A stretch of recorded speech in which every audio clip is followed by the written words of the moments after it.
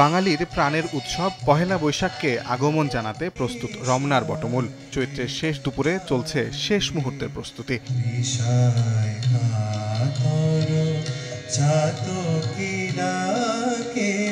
এই দিনটিকে ঘিরে বাঙালির মনে আনন্দের কমতি নেই, আর তাই সার্বিক নিরাপত্তায় সতর্ক আইন শৃঙ্খলা রক্ষাকারী বাহিনী। উৎসবে জঙ্গি হামলার কথা মাথায় রেখে প্রতিবারই বাড়তি নিরাপত্তা নেওয়া হয় বাংলা বর্ষপঞ্জির প্রথম দিনটিতে। শনিবার নিরাপত্তা মহড়া করে পুলিশের বিভিন্ন ইউনিট। নিরাপত্তা ব্যবস্থা পরিদর্শনে এসে ডিএমপি কমিশনার জানান, কোনো হামলার শঙ্কা না থাকলেও সর্বোচ্চ নিরাপত্তা বলয় তৈরি করা হয়েছে। কোনো সুনির্দিষ্ট হামলার শঙ্কা এখনো পর্যন্ত আমাদের কাছে নেই। প্রত্যেকটি জায়গায় সিসিটিভি ক্যামেরা দ্বারা নিরাপত্তা ব্যবস্থা পর্যবেক্ষণ করা হবে।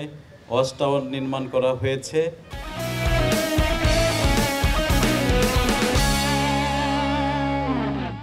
র্যাবের মহাপরিচালক বলেন, সারা দেশে নিরাপত্তা প্রহরা চলছে।